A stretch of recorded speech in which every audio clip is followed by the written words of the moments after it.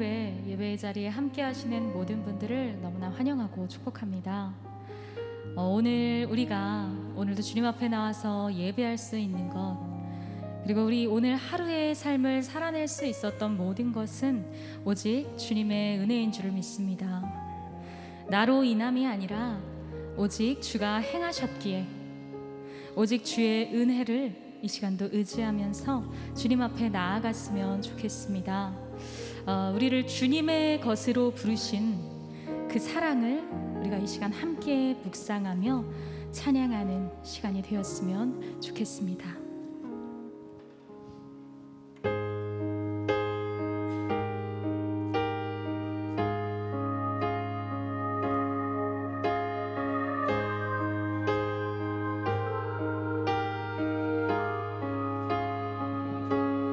온 땅의 주인 되신 주님이 내 이름 아시며 상한 맘 돌보네. 어둠을 밝히시는 새벽별, 방황하는 내 맘 주에게 비추시네. 나로 인함이 아닌 주가 행하신 일로, 나의 행함이 아닌 오직 주로 인하여 나는 오늘 피었다 지는 이름 없는 꽃과 같네.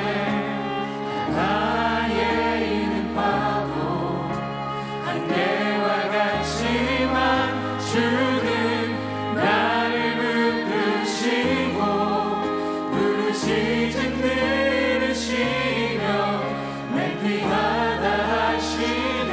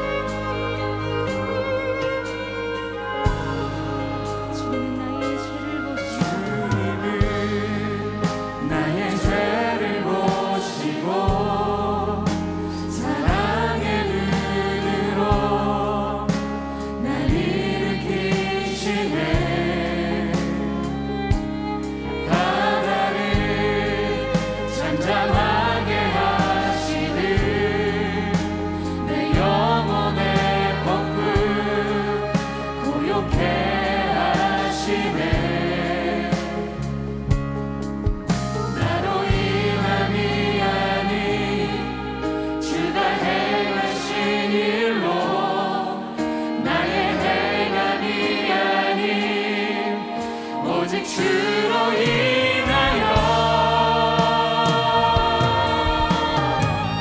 나는 오늘 피었다 지는 이름 없는 꽃과 같네.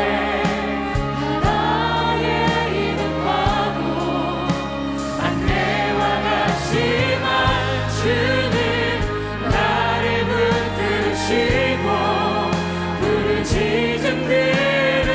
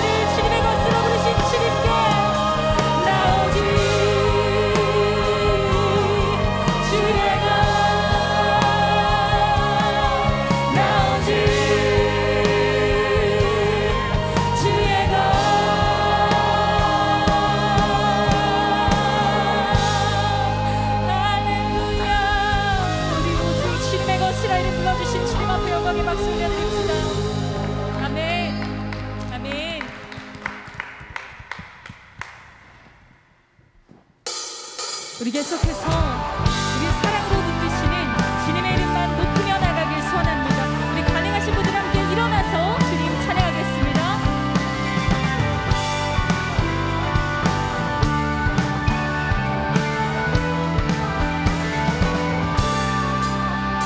나는 주만 높이리 결코 내 맘 변치 않네 세상 모든 권세 모든 영광 십자가 앞에 다 버리고 나의 충성과 내 헌신 내 모든 소망 오직 예수 나 위에 달려주는 주 그분께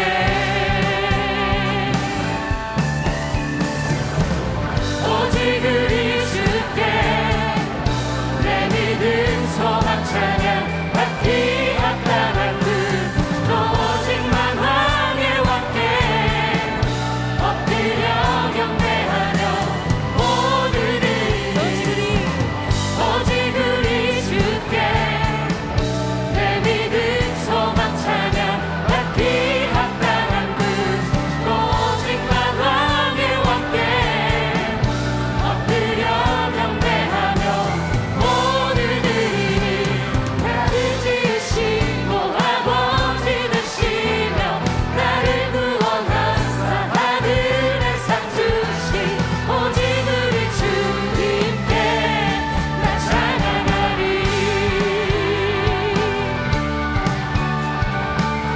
우리 다시 한번 고백하겠습니다. 나는 주만 높이리 결코 내 맘 변치 않네 세상 모든 권세 모든 영광 십자가 앞에 다 버리고 나의 충성과 내 헌신 내 모든 소망 오직 예수 나 위에 달려주는 신 그분께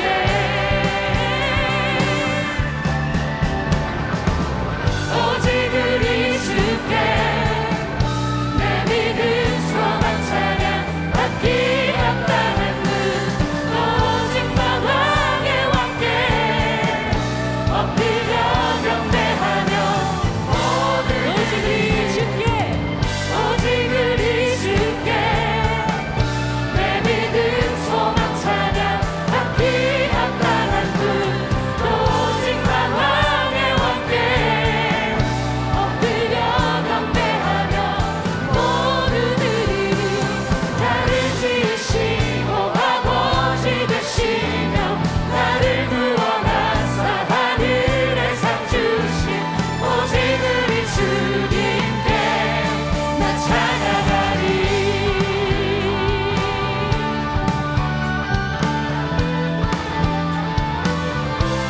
나 찬양하리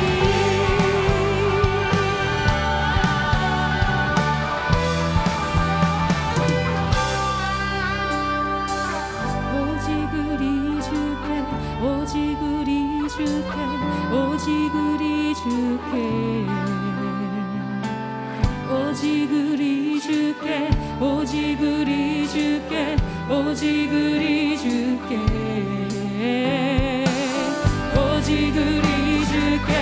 오직 우리 주께 오직 우리 주께 오직 우리 주께 오직 우리 주께 오직 우리 주께 오직 우리 주께 오직 우리 주께 오직 우리 주께 오직 우리 주께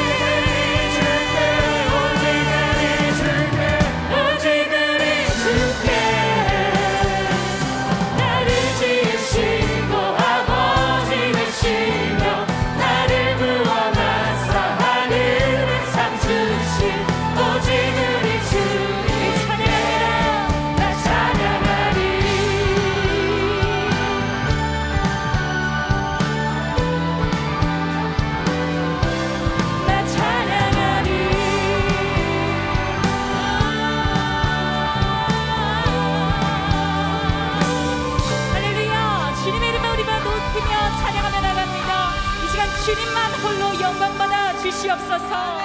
아멘.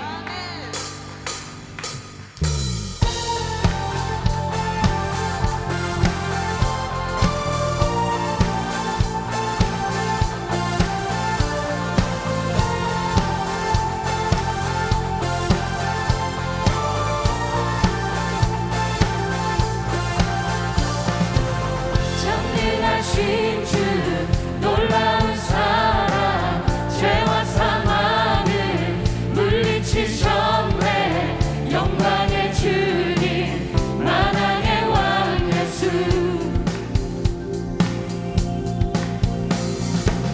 온 땅은 그는 주님의 위엄 모든 만물이 주를 경배해.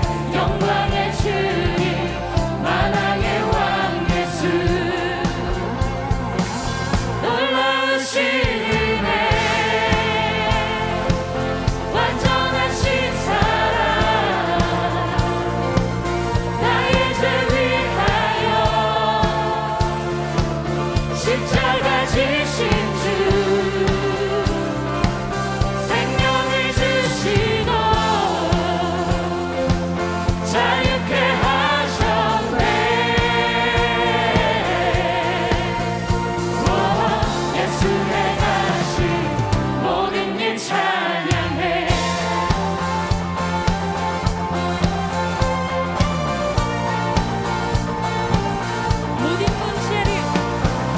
모든 문제를 다스리시는 고아된 우리를 자녀 삼으신 영광의 주님 만왕의 왕 예수. 공의와 진리로 다스리시며 태양보다 더 밝게 빛나는 영광의 주님 만왕의 왕 예수. 놀라우신 은혜 완전하신 사랑 나의 죄 위하여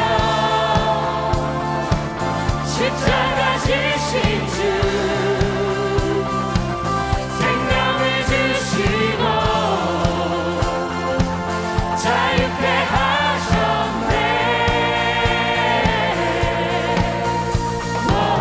예수의 가신 모든 일 찬양해. 죽임당한 그 어린 양 승리하신 너 그 이름 예수. 죽임당한 그 어린 양 승리하신 너 그 이름 예수. 죽임당한 그 어린 양 승리하신 너 그 이름 예수. 죽임당한 그 어린 양 정의여 놀라우신 은혜 완전하신 사랑 나의 죄 위하여 십자가 지신 주 생명을 주시고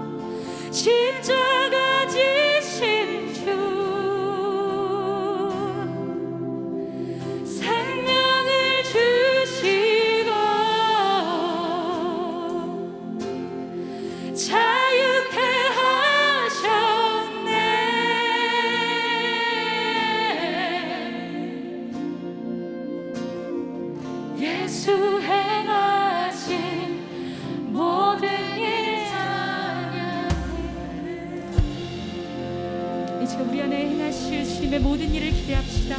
우리 그 일을 찬양하며 우리 안에 역사하신 그 주님을 묵상하며 주님 앞에 나아가기 원합니다.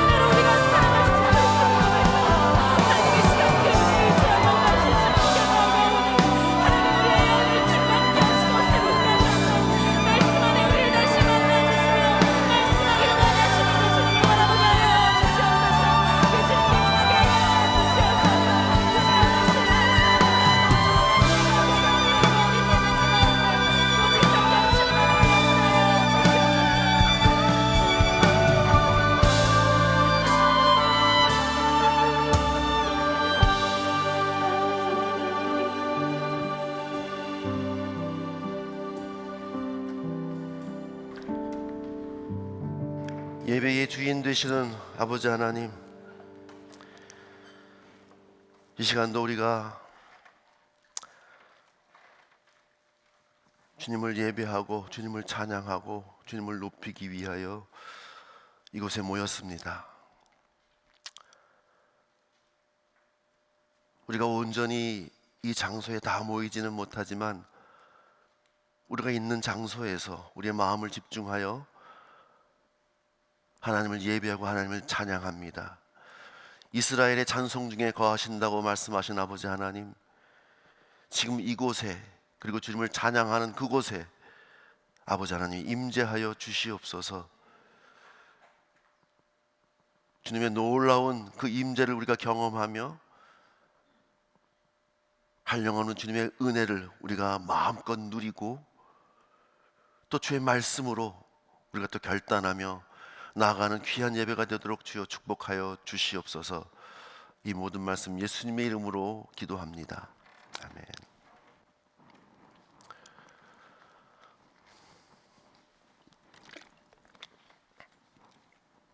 제가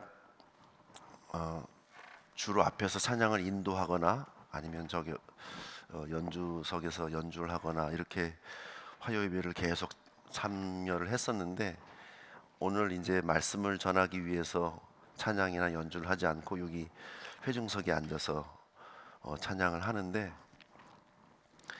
여러분들의 마음을 공감했습니다.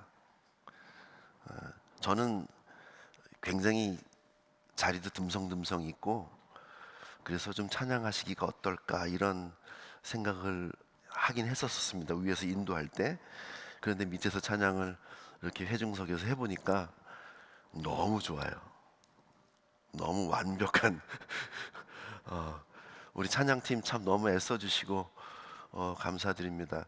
개인적으로 일들이 참 많이 있고 참 힘들고 때로는 많이 바쁘고 지치고, 그럼에도 불구하고 우리 민트 화요 예배를 세우기 위해서 1월 첫 주부터 지금까지 쉬지 않고 달려온 우리 화요 찬양팀 너무너무 감사드리고, 하나님께서 기뻐하실 것 같아요. 우리 그 예배를 세우는 것만큼 기뻐하신 일이 있을까요? 최선을 다해서 좋은 소리 그리고 공교하게 하나님을 찬양하기 위해서 연습하고 준비합니다. 주중에 준비할 때 악보를 다 편곡하고 또 개인 연습을 하고 노래 연습을 하고, 어떤 분들은 학원에 가서 레슨도 받고 좀 더 잘하기 위해서 개인적인 이런 투자들을 하면서 예배를 섬기고 있습니다.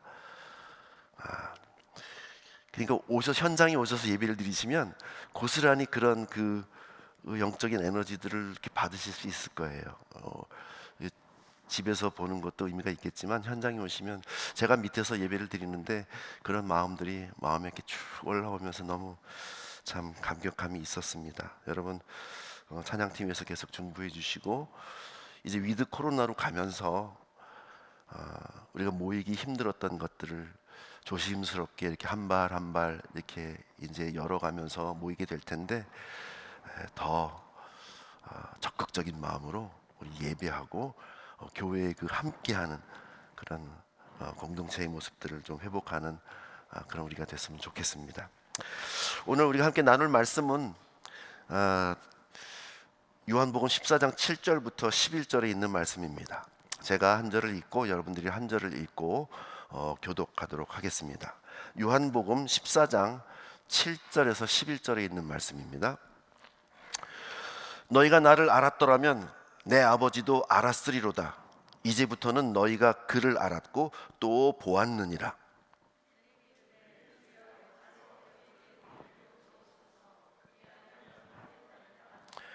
예수께서 이르시되 빌립아, 내가 이렇게 오래 너희와 함께 있으되 네가 나를 알지 못하느냐? 나를 본 자는 아버지를 보았거늘 어찌하여 아버지를 보이라 하느냐?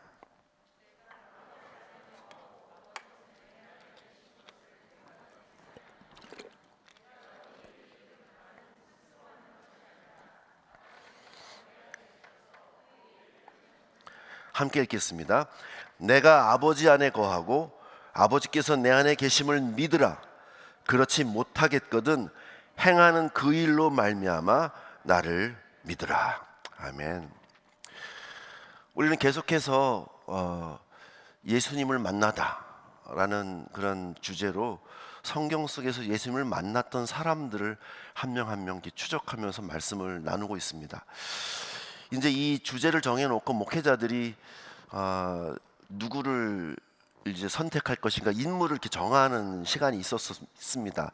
적어도 한 목회자당 3번씩 설교를 해야 되기 때문에 인물을 3명을 뽑아야 되는 거예요. 그래서 제가 뽑은 인물이 빌립, 그리고 삭개오, 도마입니다. 무슨 생각이 나시나요? 조금 독고들. 그렇게 성경에 많은 기록이 있지 않지만 왠지 이렇게 사이드에 있는 그런 인물들이 아닌가 이런 생각이 드실지도 모르겠습니다. 그런데 제가 이렇게 그 명단들, 이렇게 인물들의 명단들을 이렇게 쭉 보면서 이 3사람에 대해서 좀 더 알고 싶고 예수님을 만난 이 사람들의 마음이 어땠을까 좀 깊이 좀 묵상하기를 원했어요. 그래서 이 3사람을 그렇게 많이 고민 안 하고 정했습니다. 그래서 오늘은 그 첫 번째로 빌립, 대해서 말씀을 나누려고 합니다. 그 제목을 네가 나를 알지 못하느냐. 오늘 우리가 읽었던 요한복음 14장, 예수님께서 빌립에게 네가 나를 알지 못하느냐 이렇게 물어보시는 그 성경 말씀을 따서 제목을 정해 보았습니다. 성경에서 예수님의 제자 중에 빌립에 대한 기록은 요한복음에만 있습니다. 마태, 마가, 누가도 빌립을 언급하기는 합니다. 그런데 그냥 12제자의 그 명단에 끼워 넣을 정도이지 그에 대해서 뭐 더 이상 이렇다 저렇다 언급을 하지 않습니다. 이렇게 봤을 때 빌립이 다른 제자들과 관계가 별로 안 좋았나? 이렇게 생각할 때 역시 독고는 독고인가 보다 이런 생각이 들긴 들어요. 왜 그랬을까? 그런데 요한은 달랐습니다. 요한은 예수님이 특별히 빌립에게 관심을 가지고 계시다는 사실을 눈치를 챘습니다. 그래서 아주 중요한 순간순간마다 그 빌립이 등장하는 순간을 놓치지 않고 기록합니다. 그래서 요한복음에는 네 장에 빌립이 등장하게 됩니다. 저는 이 빌립에 등장하는 그 부분들을 이렇게 좀 스케치하면서 말씀을 나누려고 합니다. 먼저 예수님 당시에 그 빌립이라는 이름은 참 흔한 이름이었습니다. 굉장히 유행하는 그런 이름이었습니다. 이 빌립이라는 이름은 그리스식 이름이죠. 이 뜻을 보면 말을 사랑하는 사람이다. 이렇게 타고 다니는 말, 이 떠드는 말이 아니라 타고 다니는 말을 사랑하는 사람이라는 그런 뜻을 갖고 있어요. 근데 당시 전 세계를 정복했던 그 알렉산더 대왕의 그 아버지 이름이 바로 빌립입니다. 이렇게 보면 그 알렉산더 대왕의 아버지 빌립이 말을 되게 좋아했던 사람인 것 같아요. 그래서 그 빌립이라는 이름을 사용했던 것이죠. 이 보수적이고 전통적인 유대인들은 이 빌립이라는 이름을 쓰지 않는 게 당연한 이치겠죠. 왜냐하면 알렉산더 그 로마의 그 압제 가운데 있었기 때문에 전통적인 유대 전통을 가지고 있었던 그런 가문들은 빌립이라는 이름을 사용하지 않습니다. 그런데 빌립이 그 이름을 사용한 것을 보면 그의 집안은 아주 전통적이고 보수적인 유대 집안 출신은 아닌 것이다. 이렇게 볼 수가 있습니다. 다소 개방적인 그런 가정이지 않았나 이렇게 볼 수 있는 것이죠. 근데 이런 가정의 그런 분위기가 오히려 빌립이 예수님의 복음을 쉽게 받아들이게 만든 그런 배경이었을 것이다. 이렇게 학자들은 생각합니다. 빌립은 아주 특별할 것 없는 그런 평범한 사람이었습니다. 갈릴리 베세다라고 하는 시골 동네에 아주 평범한 평민이었습니다. 성격도 온순하고 조용하고 그다지 사교성이 있어 보이지도 않습니다. 매사에 앞에 나서는 그런 성격도 아닙니다.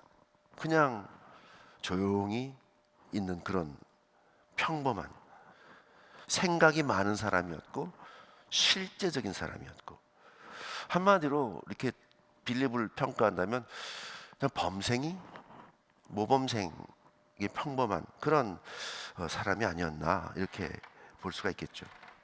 그래서 저는 오늘 이 요한복음의 그 빌립이 등장하는 부분에서 특별히 예수님이 직접 빌립에게 말씀하신 그 말씀으로 우리의 신앙을 좀 조명해 보려고 합니다. 왜냐하면 예수님이 빌립에 말씀하셨던 그 말씀이 오늘 우리에게 동일하게 똑같이 말씀하고 계시기 때문에 그렇습니다. 첫 번째 예수님은 빌립에게 나를 따르라 이렇게 명령하십니다. 요한복음 1장 43절에 이튿날 예수께서 갈릴리로 나가려 하시다가 빌립을 만나 이르시되 나를 따르라 하시니 이 만났다고 하는 단어 휴리스코 이 만나다는 단어 휴리스코라는 단어를 사용하는데 이 단어는 만나다라는 의미를 가지고 있지만 좀 더 적극적인 의미를 가지고 있어요. 찾아 발견하다 그런 의미를 가지고 있는 단어입니다. 그러니까 예수님은 우연히 길을 가다가 빌립을 만나 그 즉석에서 그냥 빌립을 제자로 그렇게 부르신 것이 아니라는 것이죠. 다시 말하면 주님은 의도를 가지고 목적을 가지고 빌립을 찾아가셨다는 사실입니다. 그렇습니다. 주님은 제자들을 부르실 때 분명한 목적을 가지고 부르십니다. 그냥 지나가다가 우연히 만난 것처럼 보이지만 주님은 그 사람을 이미 깊이 알고 계셨고 또 그를 사용하시기를 원하셨고 그를 향한 계획이 있으셨다는 것이죠. 우리도 마찬가지라는 것입니다. 지금 내가 이 자리에 서 있는 것, 내가 이 자리에 앉아서 함께 예배하고 찬양하고 또 말씀을 듣는 이것이 그냥 우연히 된 것일까? 그렇지 않다는 것이죠. 주님께서 우리 각자에게 계획을 가지고 의도를 가지고 우리를 만나셨고 우리를 부르셔서 이 자리에 있게 하셨다는 사실입니다. 예수님은 아주 짧게 빌립에게 이렇게 말씀하십니다. 나를 따르라. 사실 이 표현은 예수님께서 즐겨 사용하시는 표현입니다. 이 복음서에 한 6번 내지 7번 정도 이렇게 사용하시는데, 그런데 좀 특이한 것은 빌립에게 가장 처음 사용하셨다는 것이죠. 우리가 아는 것처럼 예수님은 제자들을 부르실 때 각 사람에 따라 조금씩 그 방식을 달리 하십니다. 예를 들면 아주 열정적이고 다혈질이었던 그 베드로 있죠. 하지만 뭐 냄비 끓듯이 뭐 좌절도 쉽게 해버리고 막 그런 성정의 그 베드로를 부르실 때는 너를 장차 개바라 하리라. 개바가 뭡니까? 반석이에요. 흔들리지 않는 그런 반석으로 세우겠다. 이렇게 말씀하시면서 베드로를 부르셨다는 사실이죠. 이렇게 다른 제자들도 상황에 맞게 그 제자들의 어떤 성향과 그 제자들의 주어질 사명에 따라 이렇게 부르시는 방식을 조금씩 달리 하셨다는 것이죠. 하지만 빌립은 아주 지극히 단순하게 이렇게 부르십니다. 그냥 만나자마자 다른 소리 하지 말고 무조건 나를 따라와. 그렇게 부르신 거예요. 굉장히 단도직입적이고 뭐 거기 항변할 수도 없는 그냥 졸지에 그런 방식으로 부름을 받은 것이죠. 근데 조금 이렇게 얼떨결에 이렇게 부름을 받은 것처럼 보이지만 사실 빌립의 성격을 따지고 보면 아주 가장 적절한 방법이 아니었을까 생각이 드는 것이죠. 왜냐하면 빌립은 잘 따지고 많이 생각하고 많이 저울하고 그런 성향이었거든요. 그런 빌립에게 이렇게 생각할 기회를 주거나 이랬으면 아마 쉽게 제자 되었을까 이런 생각을 하게 되죠. 그런데 더 특이한 것은 빌립이 이런 간단 명료한 주님의 부르심에 즉각 순종하고 주님을 따라 나섰다는 사실이죠. 빌립의 성향을 봐서는 조금 의외가 아닌가 이렇게 생각이 되는 부분입니다. 매사 신중하고 생각이 많았던 이 빌립이 즉각적으로 주님을 따르기로 순종했다는 것은 예수님에 대한 어떤 사전의 지식이나 그 예수님이 어떤 분이시라는 것에 대한 그런 어떤 믿음, 신뢰, 그것이 있지 않고는 빌립의 성향에서 그렇게 즉각적인 순종이 있었을까 이렇게 생각할 수 있는 것이죠. 우리가 읽지는 않았지만 빌립은 안드레와 베드로 그리고 그와 같은 고향의 베세다 사람입니다. 우리가 아는 것처럼 안드레와 베드로가 먼저 예수님의 제자가 되죠.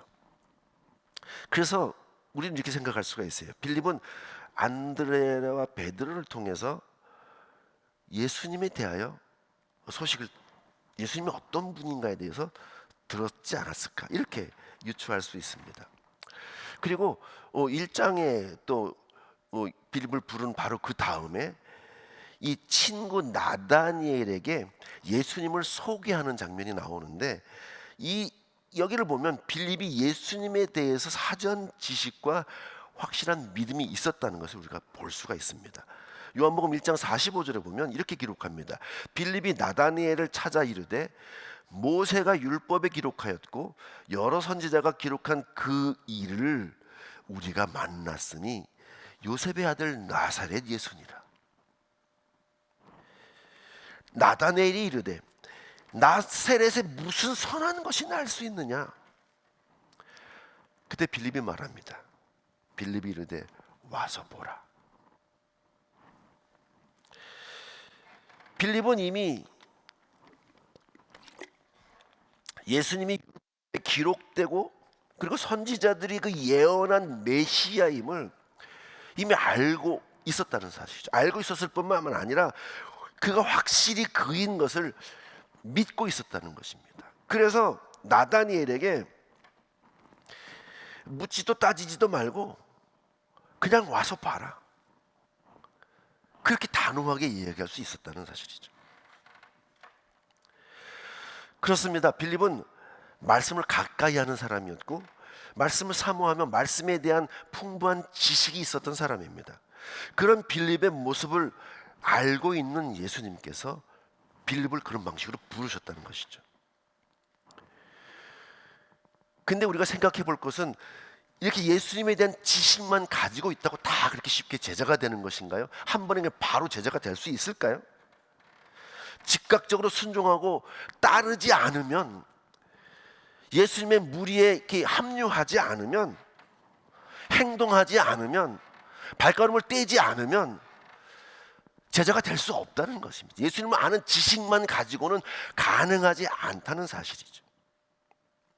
나를 따르라는 것은 내가 길을 가고 있으니까 우리 팀에 합류해라, 이런 의미인 것이죠. 아주 적극적인 행함을 전제하고 있는 부름인 것입니다.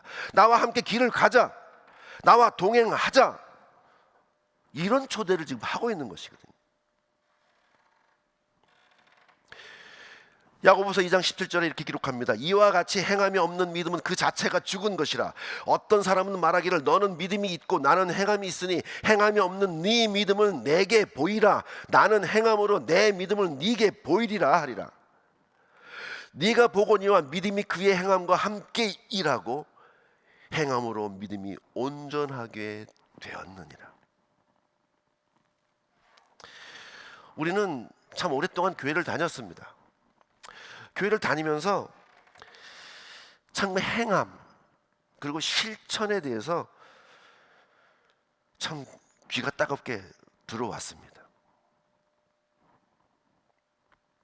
설교하는 저도 기승전 행함, 기승전 행함, 기승전 실천, 그렇게 결론을 맺는 경우가 너무너무 많은 것을 발견합니다. 왜냐하면 그만큼 행함이 중요하기 때문에 그렇습니다. 신앙과 영성의 열매가 행함에서 드러나기 때문에 그렇다는 것이죠. 혹시 여러분 중에 행함을 강조하는데 마음속에 한쪽편에서 또 그 소리야, 또 뻔한 그 소리야, 이렇게 생각이 드시면서 좀 시큰둥한 마음이 드시면 신앙의 적신호입니다. 행함은 아무리 강조해도 과하지 않다는 사실을 아예 받아들이셔야 됩니다. 왜냐하면 그게 하나님의 말씀이고 예수님의 말씀이기 때문에 그렇습니다. 또 비록 우리가 행함에 열심을 가지고 있다고 하더라도 그 행위 자체가 그냥 매너리즘에 빠진 그냥 의미 없이 그냥 형식적인 그런 형태로 변질되어 있다면 그것도 큰 문제라는 사실이죠. 그래서 우리는 늘 우리가 행하고 있는 이런 신앙의 형태, 우리의 삶의 모습들, 이런 것들을 수시로 그 행함의 질, 행함의 그 본질, 행함의 그 색깔에 대해서 늘 살펴봐야 된다는 사실입니다. 여러분들의 삶의 모습은 어떻습니까? 여러분들의 그 삶의 행함의 모습은 어떻습니까? 말씀에 관심을 가지고 그리고 그 말씀에 늘 가까이 하려고 정말 어떻게 해서든 말씀에 선 신앙을 지키기 위해서 참 지치고 피곤하지만 금요일 성경 공부도 등록하고 성경 공부를 하고 또 포도원 모임에서 말씀을 또 나누고 또 설교도 열심히 듣고 성경 통독도 하고 암송도 하고 아주 부단히 노력합니다. 거기서 벗어나지 않으려고 어떻게 하든 그 위에서 어떻게 좀 살아보려고. 그런데 정작 예수님을 따르는 제자의 삶을 우리가 살아내고 있는지, 그거는 또 다른 문제라는 사실입니다. 늘 확신이 서질 않아요. 내가 과연 나의 삶의 모습으로 예수님이 기뻐하시는 그런 행함의 모범을 보이고 있는지, 예수님을 따르는 그 무리에 내가 끼어 있는지, 나를 따르라고 부르신 그 부르심에 내가 온전히 내 발 두 발로 따라서 걸어가고 있는지, 동행을 하고 있는지 확신이 안 듭니다. 주변에 이런저런 상황들에 발목을 잡히고 여러 가지 이런저런 사유로 주님을 따르는 삶을 방해받고 그렇게 살지 못한 그런 나를 늘 발견하고 있지는 않는지요.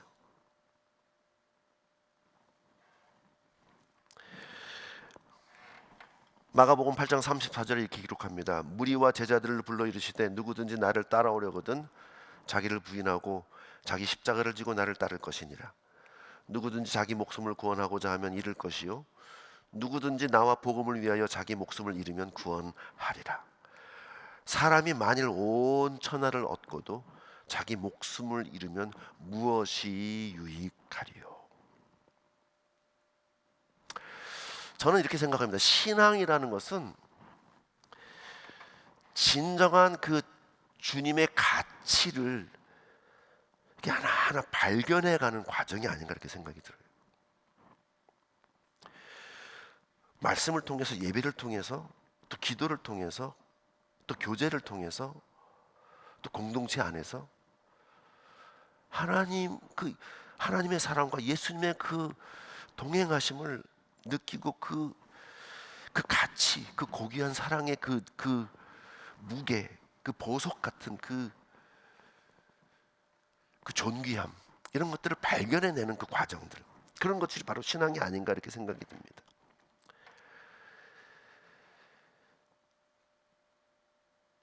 주님과의 그 관계의 소중함, 그리고 하나님을 섬기는 그 기쁨, 말씀과 예배 가운데 주님의 임재를 느끼는 그 희열을 만끽하면서 하루하루 결단하며 살아가는 삶, 그런 우리의 그 신앙의 그 형태, 그런 모습들을 통해서 주님을 더 알아가고 주님을 발견해가는 것,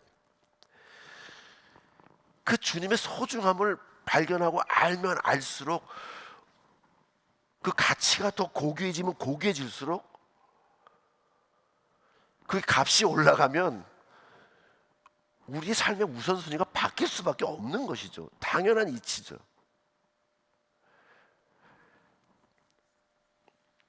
소중하면 소중할수록, 가치 있으면 가치 있을수록 우리 삶은 변해야 되는 것입니다. 그것이 신앙인 것이죠. 어떤 사람이 침몰하는 배에 타고 있는데 그가 가지고 있는 그 많은 짐과 아무리 소중한 금덩어리라고 할지라도 지금 짐을 내버려야 되는데 그거를 부둥켜 안고 이렇게 있을 사람은 없는 것이죠. 어리석은 사람이죠. 아무리 가치 있고 아끼는 것이라고 할지라도 배가 침몰하는 상황에서는 그거를 버릴 수밖에 없는 것입니다. 왜냐하면 더 소중한 게 있기 때문에.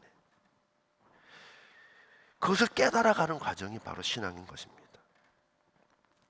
나를 따르라고 부르시는 그 주님의 음성에 즉각적으로 반응하고 따라 나서는 그 의미는, 그 순종하며 삶을 따라 나서는 그런 의미는 바로 이런 것입니다. 내가 주님의 가치를 깨닫고 그 가치로 인해서 나의 삶의 우선순위를 바꿔가며 그 주님을 따라가는 것, 그것이 예수님이 빌립을 향하여 부르신 나를 따르라의 깊은 의미가 아닐까 생각하는 것이죠.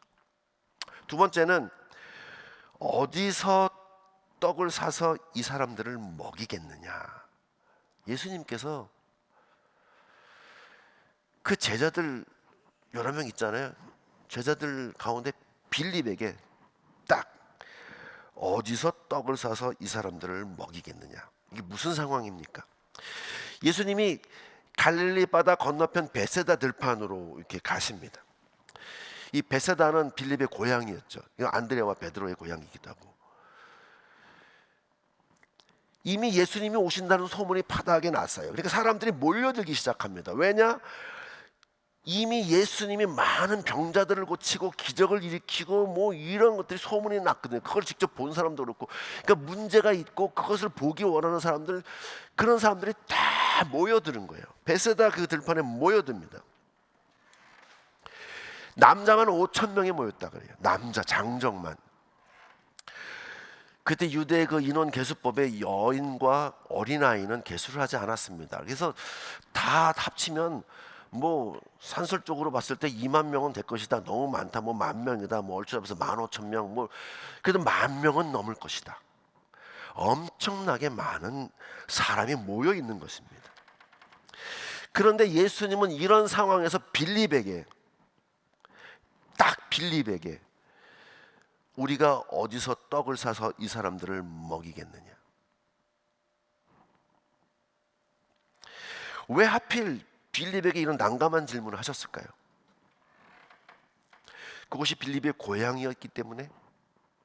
뭐 베드로도 고향이고 안드레도 고향인데 왜 빌립만 고향인가요? 사실 예수님은 그 어떤 조언이나 어떤 자문이 필요 없는 분입니다. 알아서 다 하실 수 있는 분이에요. 하나님이신 예수님이 무엇을 못하시겠어요? 전능하신 분이잖아요. 그런데 왜 빌립에게 우리가 어디서 떡을 사서 이 사람들을 먹이겠느냐 이렇게 질문하셨을까요? 여기서 요한은 주님께서 가지고 계신 그 질문의 그 감추어진 의도를 기록합니다. 요한복음 6장 6절에 이렇게 말씀하시면 친히 어떻게 하실지를 아시고 빌립을 시험하고자 하십니다. 예수님의 의도는 정말 어떻게 먹일지 모르신 게 아니라 빌립을 시험하시기 위해서 딱 빌립을 찍어서 이렇게 물어보셨다는 것이죠. 빌립은 당황하였을 것입니다. 특별히 빌립은 당황했을 거예요. 왜냐하면 본능적으로 계산을 인원수가 몇 명이고 먹으려면 이 계산이 돌아가는 사람이었거든요. 굉장히 논리적인 사람이었거든요. 예수님은 빌립의 그 나름 강한 부분을 정면으로 이렇게 맞닥뜨리게 대면해서 질문하신 것입니다. 그의 경향성을 아주 집요하게 파고드는 질문을 하셨다는 사실이에요. 아주 논리적이고 숫자적으로 앞뒤가 딱딱 맞아 떨어져야 편한 그런 빌립의 성향, 그런 경향성, 거기다 대고 우리가 어디서 이 사람들을 떡을 사서 먹일 수 있겠느냐. 자기의 그 강한 틀 속에 갇혀있는 빌립을 깨기 위한 예수님의 의도가 있었다는 사실이죠. 계산이 빨랐던 빌립은 그냥 가슴이 턱 막혔을 거예요. 그냥 좌절감이 바로 왔을 것입니다. 왜냐하면 계산이 안 되거든요. 아무리 계산기를 두드려 봐도 계산이 안 떨어집니다. 아무것도 할 수 없는 그 자신의 한계를 바로 느끼게 되는 것이죠. 그 질문 하나에 마치 자기가 다 책임을 떠안는 그런 상황 가운데 그 틈에 계산을 해놔서 떡값이 자그만치 200데나리온이나 됩니다. 200데나리온. 아주 정확하게 예수님께 200데나리온의 돈이 필요합니다. 빌립이 대답하되 각 사람으로 조금씩 받게 할지라도 200데나리온의 떡이 부족하리이다. 200데나리온이면 굉장히 큰 돈입니다. 장정이 8개월 동안 일해서 받을 월급에 해당하는 돈입니다. 떡을 구할 수 있는 떡집은 고사하고라도, 떡집이 있더라도 그 15,000명이나 먹일 떡집이, 떡 공장이 있다고 할지라도 돈이 없어서 못하겠다는 거죠. 돈이 없어서 불가능하다고 미리 포기를 선언하는 겁니다. 200데나리온이나 듭니다라는 말은요, 결국 나는 포기합니다. 할 수가 없습니다. 포기를 선언하는 거예요. 근데 이 질문을 잘 보면 사실 이 빌립은 예수님의 질문을 제대로 대답하지 못하고 있어요. 예수님은 우리가 어디서 떡을 사겠느냐, 이렇게 음식을 공급할 방법을 생각해 보라고 요청하셨는데, 빌립은 자신이 생각하기에 지불해야 될 떡값이 현실적으로 더 큰 문제로 다가온 것이에요.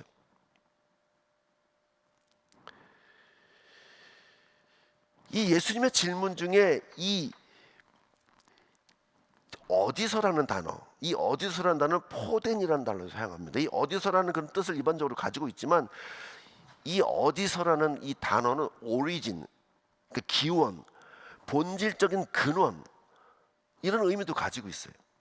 그러니까 예수님은 이 어디서 떡을 사겠느냐, 이렇게 질문하신 의도에는 그들을 먹이고 공급할 그 근본이 어떤 것이냐, 그걸 깨우치시기 위한 것이라는 것이죠. 주님이 보시는 문제의 방식과 우리의 시각은 다르다는 사실. 빌립은 확연하게 자기의 방식대로 예수님의 질문을 받아들였습니다. 예수님께서는 때때로 우리를 해결하기 어려운 상황 속으로 몰아가십니다. 그리고 우리를 시험하십니다. 그때 우리는 여지없이 우리가 가지고 있는 우리의 그 사고의 틀과 우리가 계속 습관되어들었던 우리의 경험과 우리의 어떤 루틴과 우리의 어떤 제한된 그런 것들에 의해서 그냥 좌절감을 느끼게 됩니다. 그 쉽게 포기해버립니다.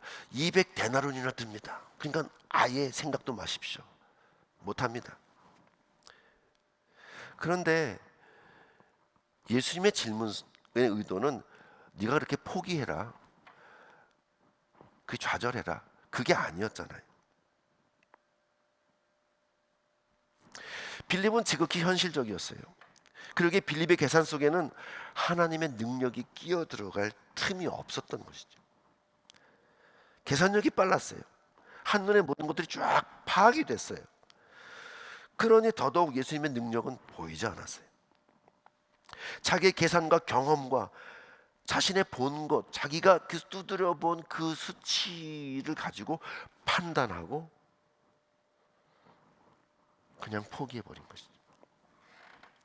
사실 200데나리온의 돈이 없어서가 아니라 믿음이 없어서 더 걱정을 했어야 되는 것이죠. 근데 우리 안에도 이 빌립과 같은 사람이 있다는 것입니다.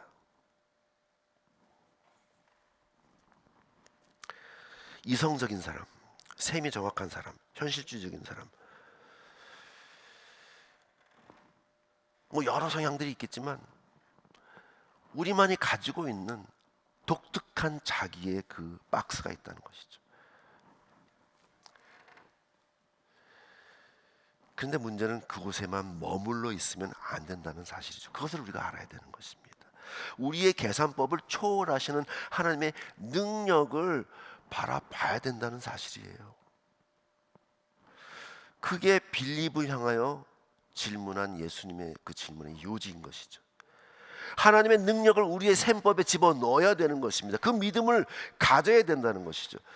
우리는 스스로 무엇이 가능하고 무엇이 불가능할 것이라고 미리 추측하고 예상해서 아예 하나님께서 하실 수 없다고 딱 그냥 제안해버리는 그런 믿음 없는 연약한 그런 결정을 얼마나 자주 하고 살아갑니까?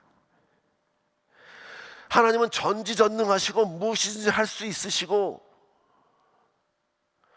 세상을 다스리시고 통치하시는 분이라고 우리가 찬양하고 그렇게 예배하고 말씀을 읽고 묵상하고 암송하고 그렇게 하지만 실상 우리가 사는 삶 가운데서는 우리의 계산에 갇혀서 하나님의 능력은 배제하고 하나님의 역사는 마치 먼 과거의 성경에나 있는 그런 일로 생각하는 그런 믿음은 아닌가 우리가 돌아봐야 된다는 것이죠. 결국 예수님은 어린아이의 보리떡 5개와 물고기 2마리로 그 많은 사람을 배불리 먹이고 12광주리는 남는 놀라운 기적을 특히 빌립에게 보이십니다. 2손 2발 다 들고 못합니다. 그랬던 빌립에게 직접 떡을 떼서 나눠주게 하면서 예수님의 그 근본 질문에 대한 답을 보여주신 것이죠. 이사야 55장 8절에 이는 내 생각이 너희의 생각과 다르며 내 길은 너희의 길과 다름이니라. 여호와의 말씀이니라. 이는 하늘이 땅보다 높음같이 내 길은 너희의 길보다 높으며 내 생각은 너희의 생각보다 높음이니라. 믿으십니까? 우리가 믿는 하나님이 이런 분이십니다. 우리의 박스에서 벗어나야 됩니다. 세 번째, 예수님은 빌립을 향하여 이렇게 말씀하십니다. 네가 나를 알지 못하느냐? 네가 나를 모르느냐? 질문이 섬뜩합니다. 네가 나를 모르느냐? 요한복음 14장 7절에 너희가 나를 알았더라면 내 아버지도 알았으리로다. 이제부터는 너희가 그를 알았고 또 보았느니라. 이 14장 앞에는 요한복음 13장부터는 예수님이 십자가에 달려 돌아가시기 전에 마가의 다락방에서 제자들에게 마지막 가르침, 마지막 그 당부를 설교를 하는 그런 아주 엄중한 분위기입니다. 제자들의 발을 다 일일이 씻기시고 그 겸손과 섬김의 그 놀라운 사랑을 몸소 보이시고 제자들에게 너희도 그렇게 해라. 그러면서 최후의 만찬을 떼시면서 너희 중에 나를 팔아넘길 자가 있다. 이렇게 말씀도 하시고 그러시면서 이제 제자들 떠나시게 될 것을 이렇게 말씀하십니다. 14장 1절에 보면 너희는 마음에 근심하지 말라. 하나님을 믿으니 또 나를 믿으라. 예수님의 엄중한 말씀이죠. 내 아버지 집에 거할 것이 많도다. 그렇지 않으면 너에게 일렀으리라. 내가 너희를 위하여 거처를 예비하러 가노니 가서 너희를 위하여 거처를 예비하면 내가 다시 와서 너희를 내게로 영접하여 나 있는 곳에 너희도 있게 하리라. 예수님께서 너희를 그냥 놔두는 거 아니야. 내가 다 생각이 있어. 걱정하지 마라. 이렇게 말씀하시는 거예요. 계속해서 4절에 보면 내가 어디로 가든지 그 길을 너희가 아느니라. 그때 도마가 이르되 주여 주께서 어디로 가는지 우리가 알지 못하고는 그 길을 어찌 알겠사옵니까? 제가 다음번에 도마를 설교하는데 이 부분 알 것 같아요. 도마 아주 참 예수님이 금방 내가 어디로 가는지 그 길을 너희가 아느니라고 말씀했는데 거기다 탁 대고서 내가 그 길을 알지 못하나이다. 우리가 알지 못하고는 그 길을 어찌 알겠습니까? 그렇게 답변을 하는 거예요. 도마가 그런 성격이에요. 도대체 의심도 많고 꼭 죽은 예수님 만져봐야, 부활하신 예수님 만져봐야 믿는 그런 도마죠. 6절에 보면 예수께서 이르시되 내가 곧 길이요 진리요 생명이니 나로 말미암지 않고는 아버지께로 올 자가 없느니라. 이것을 말씀하신 것이죠. 7절에 너희가 나를 알았더라면 내 아버지도 알았으리로다. 이제부터 너희가 그를 알았고 또 보았느니라. 그가 누구예요? 아버지잖아요. 그런데 빌립이 또 딱 등장을 합니다. 빌립이 이르되 주여 아버지를 우리에게 보여주옵소서. 그리하면 족하겠나이다. 도마와 별반 다르지 않아요. 금방 예수님께서 너희가 보았느니라 이 말씀하시는데 거기다 대고 보여주시옵소서. 그래야 내가 만족하겠나이다. 의심 많은 도마는 우리가 알고 있었지만 빌립 역시 만만치 않습니다. 이해되지 않는 것, 궁금한 것은 참을 수가 없었던 것 같아요. 예수님이 이제부터는 너희가 하나님을 보았다고 하니 그 말의 뜻이 무엇인지 알지 못하는 이 빌립은 도대체 머리를 절레절레 흔들면서 그래서 하나님을 보여달라고요. 그냥 보여달라고요. 하나님을 보여주세요. 그래야 내가 만족하겠습니다.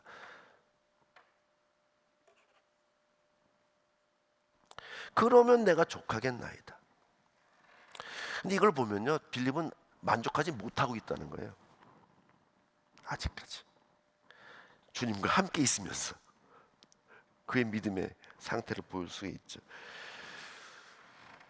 14장 9절에 예수께서 이르시되 빌립아 내가 이렇게 오래 너희와 함께 있으되 네가 나를 알지 못하느냐?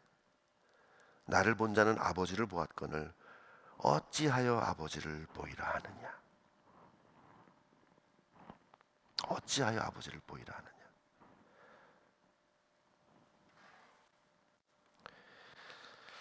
그렇습니다. 예수님은 지금까지 계속해서 하늘나라에 대해서 말씀하시고 복음을 증거하시고 그리고 영적인 것 그러면서 하나님의 능력을 행하셨어요. 그리고 참 많은 일을 하셨습니다. 그런데 빌립은 아주 이성적인 것이 앞서 있었기 때문에 그 영적인 것을 분별하지 못하고 믿음의 눈으로 바라보지 못하였던 것이죠. 그때 예수님께서 또 이렇게 말씀하십니다. 내가 아버지 안에 거하고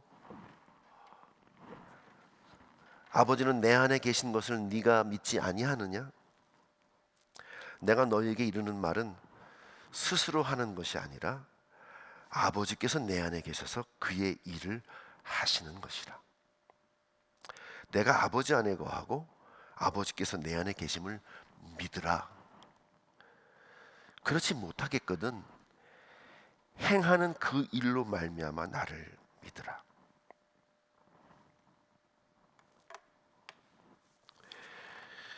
그렇습니다. 성육신하신 성자 하나님이신 예수님, 예수님 안에 하나님이 있는 것이고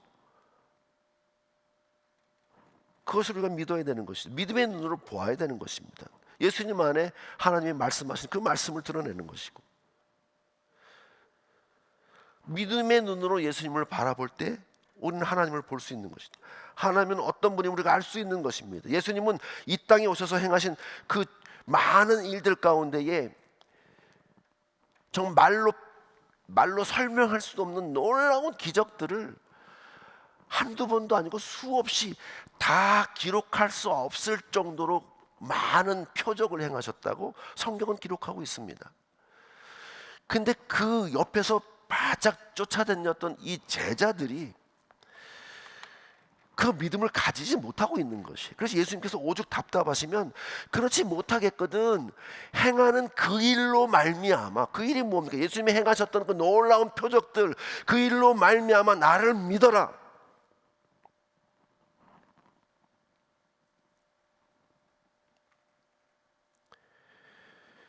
이렇게 말씀하신 것이죠.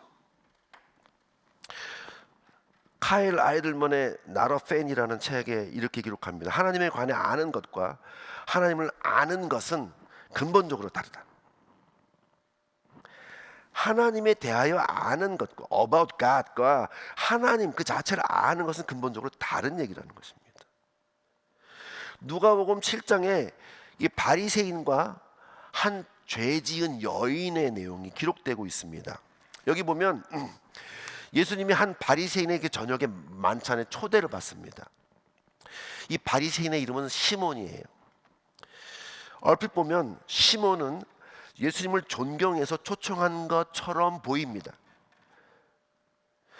예수님 당시에 그 중동 지방의 그 예법, 예절을 보면 이 발을 씻는 거예요. 근데 특별히 식사 전에는 반드시 발을 씻어야 합니다. 그런데 정말 귀한 손님이 찾아오면 주인이 직접 발을 씻겨 주었습니다. 근데 그렇지 않으면 종을 시켜서라도 손님의 발을 씻기게 했습니다.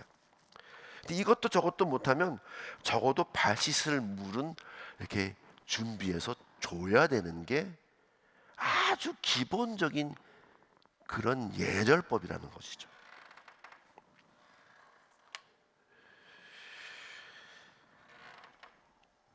또 정말 귀한 손님에게는 특별히 머리에 그 기름을 붓는 그런 일을 합니다. 그리고 기름을 이렇게 제공해줘요. 기름이 아주 귀했으니까. 비싸진 않더라도 기름을 제공하면 손님을 귀하게 여긴다는 그런 의미로 받아들여지는 것이죠. 근데 누가복음 7장 44절에 예수님이 이렇게 말씀하십니다. 그 여자를 돌아보시며, 죄 지은 여자예요. 그 여자를 돌아보시며 시몬에게 이르시되 이 여자를 보느냐?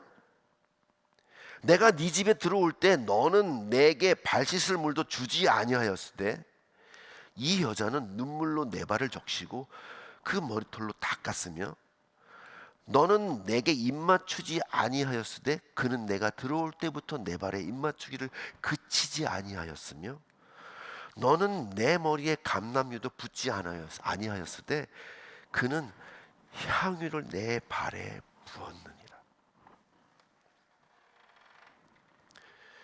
그 바리새인 시몬에게 예수님께서 하신 말씀입니다.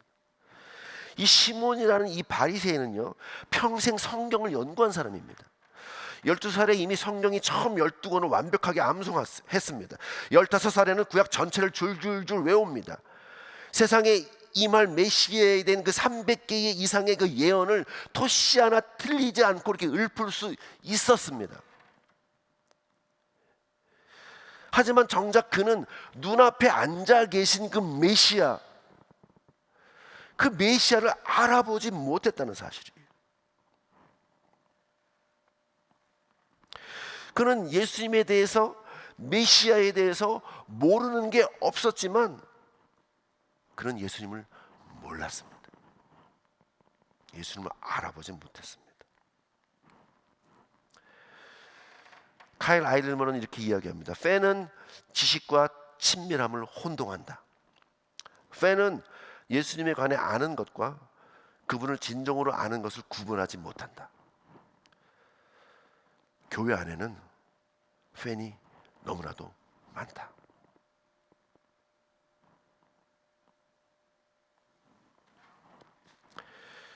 빌립은 영적 성장이 서서히 이루어졌던 사람입니다. 어쩌면 남들에게 주목받지는 못한 그런 사람이었던 것 같습니다. 많이 부족했습니다. 오히려 지나친 신중함과 사려 깊음 때문에 하나님께 나아가는데 방해가 되었던 그런 사람으로 보입니다. 그러나 영적인 갈급함과 목마름이 있음에도 그것을 참 채우기 위해서 안타까움이 있었던 사람이면 분명합니다. 이런 빌립을 예수님은 서서히 다듬어 가신 것이죠. 결국 빌립은 예수님의 부활을 체험하고 훗날 성령 강림의 체험을 하게 됩니다. 성령 충만함을 받고 완벽한 제자로 거듭납니다. 그래서 소아시아와 히에라폴리스라는 곳에서 사역을 하다가 순교를 당합니다. 나무에 거꾸로 매달려서 순교를 당했다고 그래요. 그런데 이 전하는 그 기록에 보면 빌립이 마지막 그 유언이 자기 시체를 세마포로 싸지 말라고,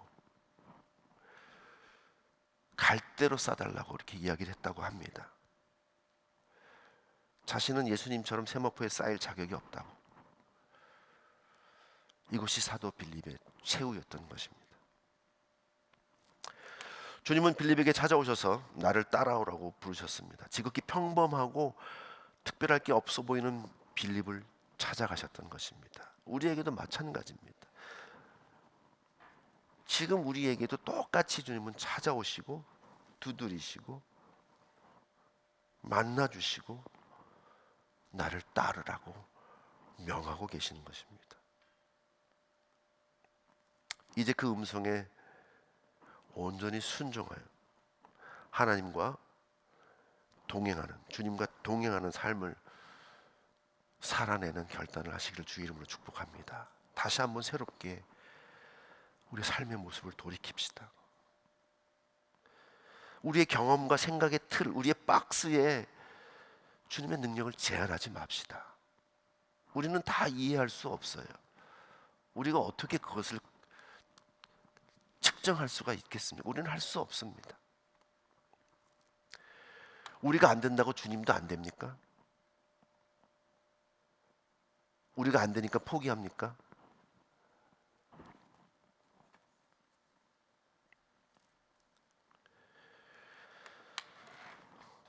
우리의 삶 속에서 주님에 관하여 그냥 주님에 대하여 아는 것에서 멈춰 있는 신앙은 아닌지 한번 돌이켜 보기를 원합니다. 내가 진짜 주님을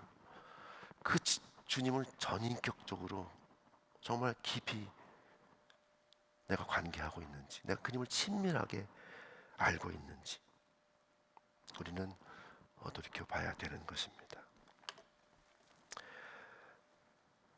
오늘 예수님의 음성은 빌립에게 하신 말씀이지만 동일하게 오늘 이 시간 저를 통해서 여러분에게 하시는 말씀인 줄로 믿습니다. 나를 따르라. 어디서 떡을 싸서 이 사람들을 먹이겠느냐?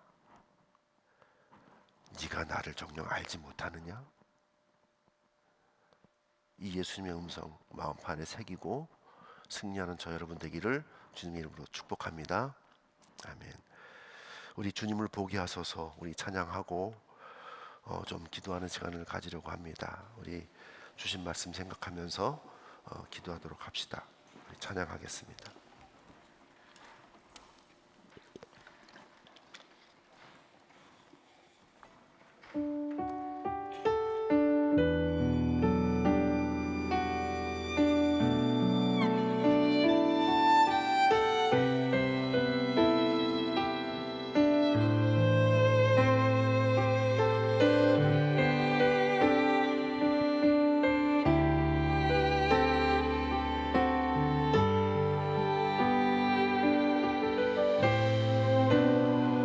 나의 주님께 찬양 드리며 그 크신 사랑 주인들 감사해. 어둠 속에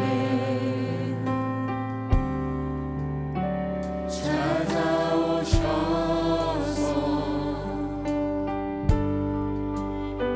주님의 영광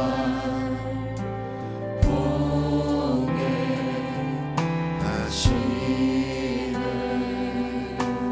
의심하는 나를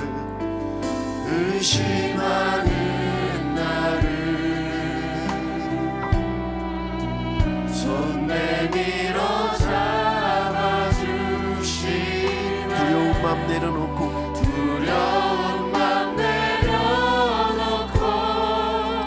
주 바라봅니다.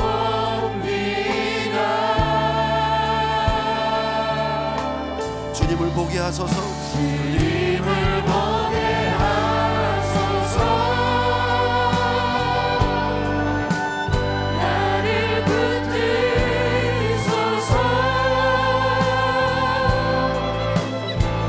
내 뜻과 내 생각 내려놓고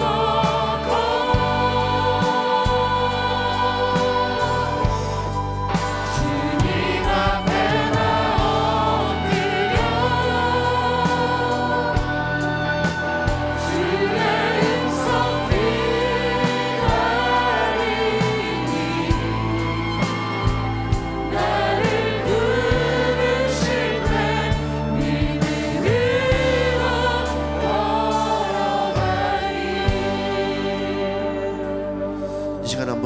기도하길 원합니다. 말씀 믿고 따르라 하면서 정작 행함으로 열매 맺지 못함을 돌이켜보고 우리 회개합시다. 지금도 여전히 우리를 찾아오셔서 나를 따르라고 부르시는 그 음성을 듣고 우리 마음의 결단을 하는 시간 되길 원합니다. 우리의 삶의 방향을 주님과 동행하는, 주님과 함께하는 그런 삶을 살게 해달라고 기도합시다. 또 나의 경험과 지식과 나의 생각의 틀 안에 주님의 능력을 제한하였음을 회개합니다. 내가 안 되면 주님도 안 된다고 생각했던 나의 어리석음을 용서하여 주시옵소서. 우리가 살아가는 동안에 주님의 능력을 경험하며 늘 기적을 맛보는 그런 능력 있는 삶을 살게 하여 주시옵소서. 내가 주님을 그렇게 오래 만나고 예배하면서도 정작 내가 주님을 알아보지 못하였던 죄를 회개합니다. 하나님 용서하여 주시옵소서. 늘 삶 가운데 동행하시는 주님을 보게 하시고 그 주님이 정말 나의 삶을 주관하고 통치하고 다스리시는 그런 주님으로, 아주 친밀한 그 주님으로 우리가 느끼며 살아가도록 주여 역사하여 주시옵소서. 이렇게 세 가지 방향으로 우리 한번 아버지 하나님께 간절한 마음으로 기도합시다. 여러분들의 기도 우리 한 목소리 기도하며 우리 나가도록 하겠습니다. 기도하겠습니다. 아버지 하나님, 그렇습니다. 오늘 말씀을 통하여 빌립을 향하여 나를 따르라고 말씀하신 주님, 또 많은 무리들을 어디서 떡을 사서 이 사람들을 얻을 것이냐 이렇게 부르셨던 주님, 또 네가 나를 알지 못하느냐 부르신 아버지 하나님, 그 음성을 우리에게도 들려오는 아버지 하나님을 기대합니다. 아버지 주님의 음성을 받고 나의 삶을 아버지 나의 삶이 마음속에만 있었고 머릿속에만 있었고 아버지의 삶으로 드러나지 못하였음을 아버지 고백합니다. 아버지 주의 용서하여 주시옵소서. 입술로만 떠들고 아버지 정말 좋은 것으로 내 삶을 살아내지 못하였음을 고백합니다. 아버지 예수님의 삶의 모습을 받지 못하고 세상의 어두워서 가져오지 못하였음을 아버지 회개합니다. 아버지 하나님 시간과 찾아오셔서 나를 따르라고 부르신 음성을 듣게 하시고 마음의 순종으로 결단으로 내 삶의 우선순위를 바꾸게 하여 주시옵소서. 아버지 하나님 놀라운 고귀한 가치를 발견하게 해주시고 그 가치가 그 어느 것보다 바꿀 수 없는 놀라운 고귀한 우리의 사랑의 가치를 발견하고 우리가 모든 것들을 내려놓고 그 우선을 바꾸게 하여 주시옵소서. 아버지 나의 그 얄팍하고 나의 그 연약한 그 믿음과 나의 그 경험과 지식과 생각의 틀 안에 아버지 하나님의 능력을 제한하였음을 고백합니다. 아버지 주 용서하여 주시옵소서. 내가 안 되면 주님도 안 된다고 쉽게 포기하였고 아버지 나의 연약함을 보고 주님도 연약함으로 아버지 치밀해버리는 아버지 이런 아버지 어리석은 삶을 주 앞에 내려놓고 고백합니다. 아버지 그 삶을 돕게 하여 주시옵소서. 주의 능력을 경험하며 살아가는 능력이 하나님의 능력으로 하나님의 통치와 하나님의 권위와 하나님의 다스림 가운데 우리의 삶을 살아가는 우리가 될 수 있도록 아버지 주여 역사하여 주시옵소서. 아버지 연약함으로 불쌍히 여겨주시고 우리 앞에 맞닥뜨리는 장애물과 한계의 어려움을 아버지 뛰어넘는 아버지 그런 영적인 믿음을 주시오. 아버지 영적인 회복이 하여 주시고 어려움과 막힘을 뛰어넘는 아버지 모든 것을 다시 주님을 믿으며 나갈 수 있도록 아버지 역사하여 주시옵소서. 내가 정말 그 마을에 만나고 그 오래됐지만 내가 정작 주님을 친밀히 알지 못하고 아버지 주님 말씀을 고백합니다. 아버지 내가 그 주님 네가 나를 아느냐 네가 나를 알지 못했냐 물어보실 때에 내가 주님을 내가 주님을 내가 주님을 내 영혼을 내가 주님을 내 아버지 내가 주님을 아버지 하나님 내가 주님을 사랑합니다. 주님이 내 사랑을 알지 않으십니까? 아버지 사랑을 아버지 불쌍히